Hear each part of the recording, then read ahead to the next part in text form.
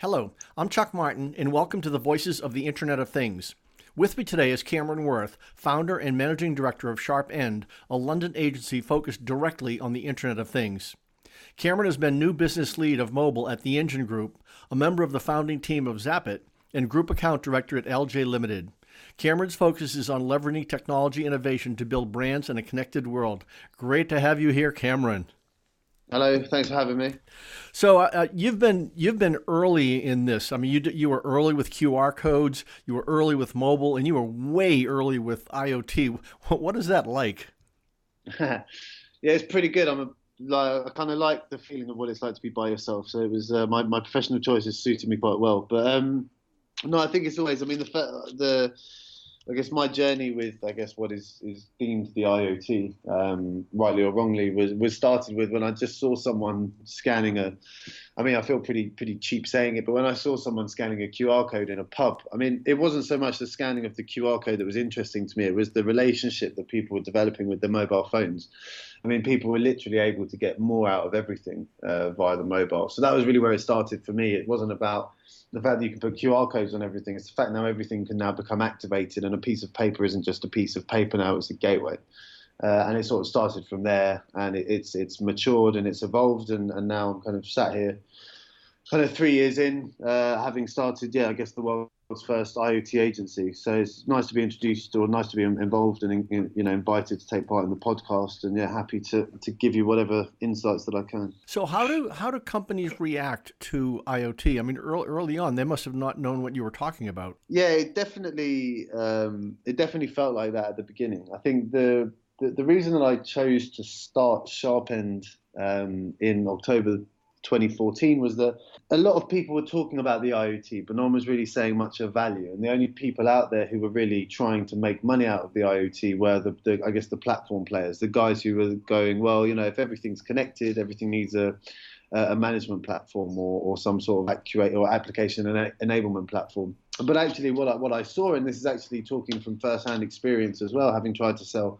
IoT platforms a little bit too early, was that brands weren't interested in talking about an IoT platform before they actually knew what the IoT was. What do you mean by the IoT? What does it mean for my business? What does it mean for my brand? What does it mean for my consumer? What are the creative opportunities within the IoT to solve existing problems? How do I know the IoT works? What's the business case? What are the moving parts that I need to figure out before I can scale these things? How as a global function do we enable our markets to be able to activate on the opportunity in a more efficient manner? And that's really a consulting and an agency play. That's not really what you need a platform for. So I really saw SharpEnd as being, I guess, the first step towards being able to help brands explore the IoT in a more meaningful manner. So we have a very kind of consulting heavy proposition, which is around strategy. What does the IoT mean for my business, my brand, my consumer? Creatively, what can I do with the IoT? Prototyping, whether it's lo-fi or hi-fi proof of concepts, and then we do planning, execution, and evaluation of pilots, and then we help develop, kind of roadmaps for scale. So if you look at how that goes in practice, something like the Malibu NFC trial of 50,000 bottles, next summer they're going to be going live with an order of magnitude higher volumes of connected bottles, and that's all part of a global rollout. So you can start to see the journey that these things go on.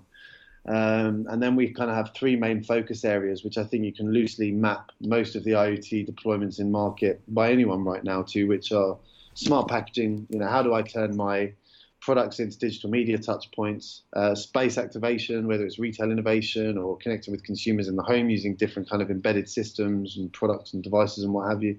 And then connected product design. So how do I expand my product portfolio looking at connectivity?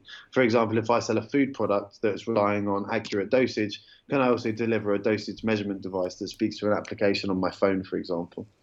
So I think to kind of answer your question, I guess what I've seen is that when we started SharpEnd, brands were much more going, what actually is the IoT? And we were doing much more of the consulting piece.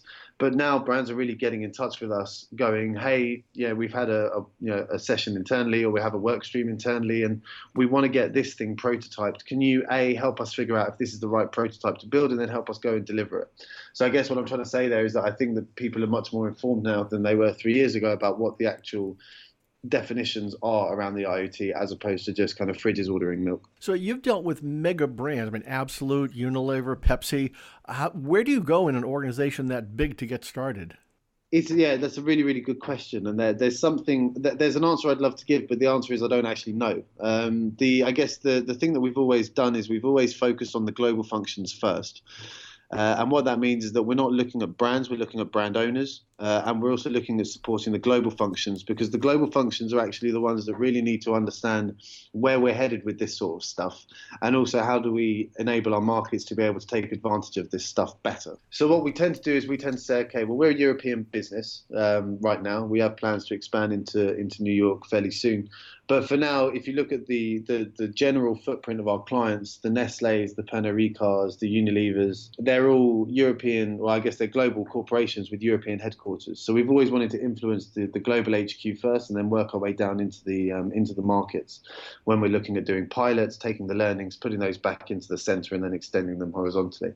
I guess the other thing to, I guess, look at is saying, well, what is our new business strategy? And actually, there is no new business strategy right now with SharpEnd. I think what we've done very well is we've managed to, I guess, through either my public speaking or just the profile of talking about the work that we've done, is we've been able to attract people to our company which have said, maybe individuals within these organizations who sit maybe as like a digital innovation lead or a brand director or a CMO, who are really looking at what the future of their brand is. And if you're looking at technology innovation, and if you're looking at the Internet of Things, and if you're looking at, what are other people doing in the IoT space, more often than not, the people that you're looking at in on the news sites, there'll be some sort of attribution to SharpEnd as a support or a development partner as part of that. So a lot of our work actually comes from inbound inquiries saying, hey, saw this piece of work that you've done, or saw this thought leadership piece, or saw this public speaking event that you went to. And I'd really like to talk to you about what we're trying to do here and see how you guys can get involved. So where do other agencies fit in this context? As you know, agencies during the mobile revolution, all of a sudden every agency said, yeah, we're a mobile agency as well. Are you seeing that now with other agencies that say, yeah, we're also IoT? Yeah, every single one. No, I think, the IoT is a really interesting, I feel really comfortable within the IoT space because I can speak as confidently to a packaging development director about how to integrate NFC type 3 tags through a shrink sleeve process without the readability being affected, and the line speeds slowing down or whatever, as I can with the brand director talking about the biggest campaign they're running that year and how you activate the technology properly to center itself around the consumers and deliver a decent value proposition. And I think that most agencies have slides on NFC, they have slides on beacons, they have slides on Raspberry Pis, everyone's bought a makey kit, for example. But actually, when you start to really talk about these things in detail, most of those conversations fall apart. So I'm really, really comfortable with, and there's no real competitive element to SharpEnd. I mean, we're in our lane, we enjoy it, we work with some cool clients, we like the people that we're working with, but I'm quite comfortable with an agency having a slide on NFC and saying, hey, you should really be using NFC tags, because if a brand says, okay, well, I want to do 250,000 products all tagged with item level serialization, and I want to look at what our data strategy is around those new touch points, then the conversations tend to get a little bit fuzzier. And it's at that point, I think, that it benefits people like SharpEnd because we're actually specialists in the field that we set up in. And I think that to your point about mobile agencies, and it was very hard for the other agencies to reposition themselves around mobile, and it was very difficult for the media agencies to reposition themselves around digital, and it was quite hard for the digital agencies to reposition themselves around social. So what you saw was there was an acquisition cycle, right? So new platform, specialist agencies, acquisition by the bigger boys. So if the IoT is kind of the next, I guess, platform, i.e. the real world becoming the next platform and the IoT being, I guess, the enabler, then it kind of lends itself well to guys like SharpEnd who are here first and actually have a domain focus in this space. We're not trying to reposition. We set up natively to capitalize on this opportunity that we see in front of us. So because you were so early, was it really dead at the beginning? No, not at all, actually. It was quite the opposite. And I have a lifetime of gratitude, and I hope an equally long-lasting relationship with the Absolute company. So back when I had the idea for SharpEnd, I was sort of looking around at trying to get our first clients, and the Absolute company cut us our first check and said, hey, we believe in what you're doing, we believe there's something there, and it's really gone on from there. And to be able to launch with the Absolute company as a founding client is a real, I guess, testament to the space in which we're working in, because we're not starting with some high street chemist. We're starting with the most stylish the most stylish vodka brand in the world. So that really allowed us to be able to, I guess, not seek it, but really get validation from other clients who we were talking to, not in the same sector. But if Absolute are looking at it, then there must be something there, right? So I guess that's how we were able to make sure that there was momentum from day one. I'm familiar with it, but can you tell our listeners about the connected bottle, a case study? Yeah, happy to. So the connected bottles case study, I think, is probably the one that we're most known for in terms of the smart packaging space. Every kind of smart packaging presentation will include Malibu or Jameson or some of the other work that we've done in the, I guess, product as media area. And I guess it started with that founding client, the Absolute company. We both agreed that there was something really interesting about the Absolute company producing like hundreds of millions of bottles every year, but we lost total visibility of them once they left the warehouse. We didn't know who bought them. We didn't know how they enjoyed them. We didn't know if they bought them again. We didn't know if they bought other brands in our portfolio. And so therefore we said, well, hang on, if there's all of these new technologies around us, then is there any of these technologies that we can incorporate onto our products that's going to be able to allow us to learn more about those consumers?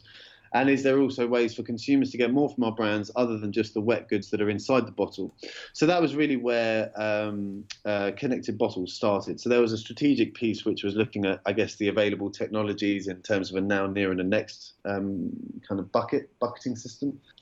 We then moved very, very quickly from delivering kind of a strategy in terms of technology to delivering prototypes, because the idea is that if the real world is the next platform, then you have to, I guess, get behind that and say, well, rather than sticking to decks and doing workshops and ideation sessions and alignment calls and wasting 6 months and $100,000 of everyone's time, we built I think it was 7 or 8 prototypes with different technologies. So you had like an Absolute bottle with an NFC tag and a Malibu bottle with a QR code and all kinds of different stuff.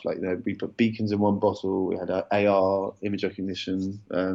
So we built like this kind of IoT lab space in the head office in Stockholm for the Absolute company, and we invited markets to come and actually play around with this technology, because there's no quicker way to speed up understanding than to really just give people phones and then say, look, just go and play with some stuff, spend 15 minutes with it and let us know what you think. And the UK market kind of came back to us and said, hey, what's this technology here? And we said, well, that's NFC. And they said, we'd love to look at this as a pilot opportunity for our big campaign this summer. So Malibu do a big campaign called Because Summer every year. So what we did is we worked to align that technology with the UK pilot, both in terms of the experience design and also the technology. So 45,000 actually ended up in market across 1,600 Tesco stores. And the idea was now that every single Malibu bottle was a digital touch point. So every single one of those was an opportunity to get direct to consumer. So that pilot went really, really well. And that was back in 2016. And as a result, 2 things have happened. One is that Malibu are now on a journey to scale connected bottles as a global kind of trade marketing asset. And secondly is that Pernod Ricard, who is the parent company who owns the Absolute company, have appointed SharpEnd as a global Internet of Things agency of record. And we are now supporting a lot more of their brand companies looking at different work streams, which include connected bottles, which is a strategic priority for the business in terms of how they look to engage with consumers. I don't think there's a huge amount of, I guess, novelty in the idea that brands are looking at smart packaging as a strategic work stream, because it makes sense. If you're making lots of stuff, you should connect that stuff and connect with consumers and learn more about them. But I think in terms of how Pernod Ricard approaches it, in terms of the discipline and the processes, the sharing of learnings, and I guess just generally the collaborative attitude, I think they serve as a real beacon to the industry in terms of how they look at this space. So that's I guess the connected bottles story in a nutshell. But if you can see the kind of thread, there was a lightweight piece of strategy. There was a couple of really kind of crappy prototypes that were delivered at a very low cost. There was a small scale single market pilot. there's now a multi-country larger pilot ahead of the kind of a larger scale rollout. So you can see here that this is kind of the journey that I think every brand marketer should be looking at if you're the producer of a lot of stuff. And it's the process that we're able to deliver for lots of other brands that you can see on the website, and also other people that we're not able to talk about yet. So for connected bottles, is it basically the objective to get a lot of data back, or is it to increase the customer engagement with the product? I think one is an outcome of the other. So I think if you have a decent value proposition, which is, here's a Malibu bottle, but it isn't just a Malibu bottle, it's a Malibu bottle that does 5 or 6 really cool things if you engage with it via your mobile. That interaction then delivers the data back to the business anyway. So you've got 2 levels of data, right? You've got the implicit data of now knowing where your bottles are, what time of day they're being engaged with, what handsets are your consumers on. You've then got the explicit data, taking ownership of that bottle with your Facebook profile, or understanding, signing up for their CRM efforts through connected bottle experiences. So I think what we do is we always place a lot of value on the I guess the user proposition. So what is it the consumer gets? Because we know that if the consumer gets something good, they're going to want to engage, and we're going to be able to get lots of data. So then the second part after that is then starting to figure out, okay, what are we going to do with that data, and how does it kind of feed our wider strategies and efforts? And what's the answer to that? What if you find out that most of your people are using Android phones, most of them are at 3 o'clock in the afternoon? I mean, what is the use of the data? I'm trying to think about how to kind of answer this in a succinct manner. I think that the landscape has shifted away from, the traditional forms of data capture. I don't think that people are, as responsive to, for example, email marketing as much as maybe they were, or as much as brands thought they were a few years ago.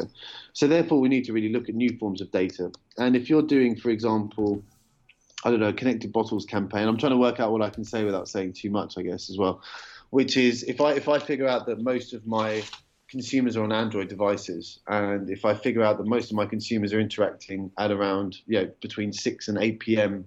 on a Saturday, what does that do for my digital media strategy? How do I upweight my messaging at these times of day to these types of people? Equally, how can I sign more consumers up to my CRM efforts through the bottles? So rather than just doing new things with the data, but also figuring out new ways to, activate existing data streams as well, I think is a very valuable opportunity with smart packaging. I guess the other thing that I'd say as well is the main KPIs that we put on the initial pilot were threefold. And the main thing to say is that these were never sales. Sales driving was never a key focus for the pilot. And I'm not going to say if it did or it didn't work, because that's kind of not my place to say.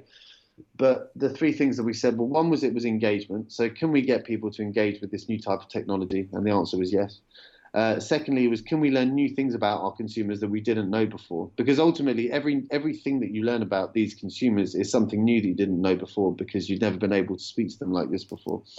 And the answer was yes. And then the third one was, can we drive new forms of loyalty? And I think this is the most interesting one, because if you can start direct consumer conversations through the packaging, then it becomes almost like a transformational opportunity where you don't need to advertise to these people anymore, because you're already speaking to them. So one of the things we've now been putting to the test is going, okay, well, if we are able to engage with people through connected bottles, how can we motivate and reward repurchase without the need to rely on existing kind of messaging approaches? And I think that's the one where there's a real kind of eureka moment here, which is when you start speaking to people, you stop advertising to them. And if you look ahead to a world kind of 5 or 10 years down the line where all products are activated and consumers are able to speak directly to their brands, you have to think about what that means for the kind of wider advertising ecosystem. So in the future, I've always thought that ultimately companies who make products want to track the product. For example, like a ketchup company sells ketchup, and they never know how long it's in the refrigerator, when it's used, when it's empty, how often it's used. I mean, you're seeing that capability now, right? I think that they're interesting data points for any manufacturer, period. I guess the fact is that before connected bottles was a thing, or smart packaging was a thing, there was really no meaningful way to either understand the buyers of your products. You could understand people who engage with your brands, but you couldn't really figure out who bought products unless you were paying loads of money to retailers. But also, secondly, you weren't able to, understand what people were doing with your products. So the kind of the smart packaging opportunity really does kind of tick both of those boxes. And I think that if you're a person who makes lots and lots of stuff, I would be hard pressed to believe that there's any kind of credible marketer who doesn't want to understand who their consumers are and what they're doing with their products. So, and also I think thirdly, why wouldn't you want to be able to give someone more than just the physical aspect of a product? Why could that, why could that bottle not give you different cocktails? Why could that, jar of food not give you different recipes, etc., etc. So I think once you start from that way of thinking, it's very easy to start seeing what the real benefits are on offer from smart packaging. And I think I was just going to say the other thing that I really want to focus on, and this is the thing that I do a lot of talking about, is that the Internet of Things is not just about smart packaging. And I think that right now there's a lot of energy around smart packaging and what happens once the consumer has your product. But I think there's so many different ways that you can be applying the IoT to a brand's kind of problems that it's kind of a podcast in and of itself. How do you get people to pick the products up in the first place? How can you use embedded sensors on shelves to be able to drive, new types of experiences for people at point of sale? How do you engage with people at festivals, in nightclubs, bars, music events, and what have you? We're doing stuff in, toy stores. How do you make sure that people have the most amazing experience of your toy when they're at the consideration point, and that's going to make them want to kind of, make sure that their mum and dad goes and buys it for them and make sure it's in their basket.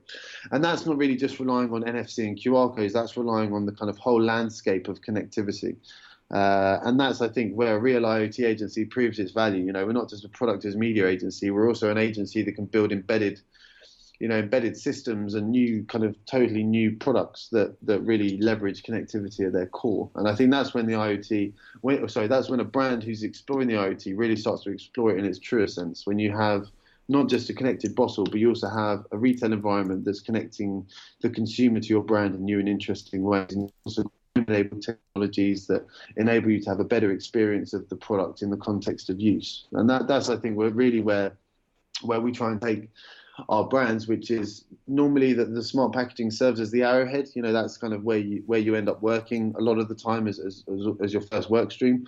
But the opportunity is much, much broader than that. And I think that's what we do a very good job in executing against, which is helping brands realize where the kind of main opportunities are outside of just connecting your products. So where do you see some of the other technologies playing? What about voice? I mean, you must be looking at that a lot. We've been looking at voice. I mean, I kind of struggle to get excited by voice, actually, if I'm being totally honest with you. I think the voice it's almost like, for me, it's like a hygiene factor. It's like, of course brands should be doing it. Of course you should make sure that your brand is optimized or ready for a world where people can enable voice search. But do I think that consumers are crying out for the type of skills that I see brands launching right now? I think the answer is no. I mean, we were bootlegging Amazon Echo devices from North America for ages, before they were available in the UK. So what we were doing is we were buying Amazon Echo devices and then just kind of using a redirect service, getting them to the UK, building very basic skills for clients, and then just kind of posting them the results. And a lot of brands kind of really appreciated what we were doing. No one really understood what voice was, but at least we were getting our brands ready for that space. So I guess the point is there, like, I think that yes, you should be able to search for your local cinema times. Yes, you should be able to book an Uber, and yes, you should be able to access cocktail recipes. But some of the things that I'm seeing brands executing on voice platforms really don't inspire me that much.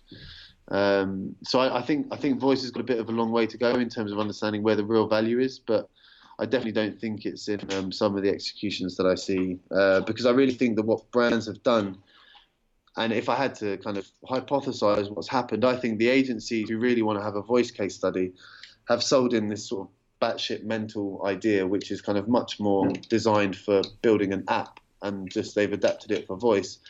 Because really, I guess once you actually, selling an idea for a voice-enabled skill is a lot easier than actually, it always sounds a lot better than it does in reality. This kind of very binary, robotic, do you want to do this? Yes or no? Next question. Do you want to do this? Yes or no? Next question. I mean, it does get pretty laborious. And I think that brands need to start designing for a world where consumers want to have less interaction more than ever. They just want the service that they want, and they want to get out of it. And I think a lot of the voice-enabled skills that I'm seeing really don't do that. They're designed for a world where people want to spend 30 seconds talking to a brand and hearing about how great the heritage of this product is. rather than just saying, give me what I need and kind of leave me alone after that. So are you seeing a change in how consumers interact because of technology? Yeah. Well, less so. I'm seeing less of a change in how consumers engage with brands, because I don't really truly believe that consumers have ever really engaged that much with brands, or as much as brands thought they did. I think what's happened is brands have realised that as technology kind of moves forward, there's even less opportunities to advertise. So if you look at the laptop with a big screen, carried advertising, had lots of space so you could ignore it. Then the mobile device became very personalised. The advertising became interruptive. People didn't really appreciate it. If you look at things like the Apple Watch or the Amazon Echo, there is no screen, right? So if you're a brand who's built your whole strategy around messaging, which is how do I get my ad in front of the most people? How do I get my strapline heard by the most people? The new forms of, I guess, devices that consumers are owning don't really allow for those kind of don't really allow for those strategies to work. So what do they do? They move away from messaging and into behavior. So if you're a brand who's built their strategy around messaging and you're not given the same opportunities to message people, I think what you need to do is you need to think about how do I become more useful? And the example I'll give to you is like the Malibu cups that we delivered for Ibiza Rocks as part of the test and learn process for Malibu. So we looked at an existing insight, which is when people are messed up in a nightclub, they don't want to queue. That's not really a new insight. It's not something we could charge for developing. That's a great video, by the way. Oh, cheers. We produced that as well. But I guess the insight was people don't want to queue. So we said, okay, well, how can the IoT help to solve that? So we looked at what they were already doing, which was their coconut cups, which are coconuts that are like cut in half and then the top stuck to the bottom and then they're turned into drinking vessels. And we put loads of technology in the base of the cup. So it was able to broadcast its location when the drink was finished. The bar picked up the coordinates, and then the barman was able to deliver the drink to the person on the dance floor without them needing to leave their spot, leave their mates, have to queue up, and have a bad experience of the space. And that's not an advertising play, that's a service design. So Malibu weren't really advertising at people at that point. They were providing a service which they knew that people would want because people don't want to queue. But the whole point around the accessing the service was the fact that you had to consume the product. And I think that's the kind of way that brands should be thinking now, rather than saying, I want to put a massive coconut there, I want to put a huge pineapple there, I want to get my logo there, I want to have a huge piece of signage there, and before the main act comes on, I want to play them a 30-second TV advert. Because I think that's the old school approach to messaging. So do you understand what I mean in the distinction there? Yes. Do those kinds of things scale? They can. Do they right now? No, they're incredibly cost prohibitive. I guess the point there isn't we were looking at doing that as a globally scalable initiative. That was much more connected bottles. This was much more about looking at the future of the brand and what it means to become a service provider rather than just an entertaining brand in those kind of spaces. So. In general, globally, what do you see as the state of acceptance of IoT right now? In the U.S., you probably know almost everything is simply it's a pilot, it's a test, it's not a rollout. I mean, things you've done they're global rollouts, they're productions. I'm very proud of the bets that SharpEnd's made, because I think we've really been able to help bring the whole space forward. And I think that I've always wanted to have my stuff reported on by you, for example. I've been my PR guys have been pushing you for 3 years with all the stuff that we've been doing. But to be able to keep producing work that we know that people want to talk about, because it shows that there's been a progression in the industry, is very gratifying to me. And I think globally, in terms of what we're seeing, I mean, I never really try and give global insights because I don't really believe in them. But I think globally, I mean, what we're seeing is that so philosophically, I think the brands have a requirement to introduce these technologies to people before new kind of product and service providers. I think that there's a legacy of history between myself and Absolute Vodka, for example, rather than myself and Nest, right? So I think that the more that brands can do to introduce technology to their consumers, the better, because I think the consumers are more trusting of the brands that they love. And so far, we haven't really seen a huge amount of pushback in terms of consumers thinking this stuff's too spooky.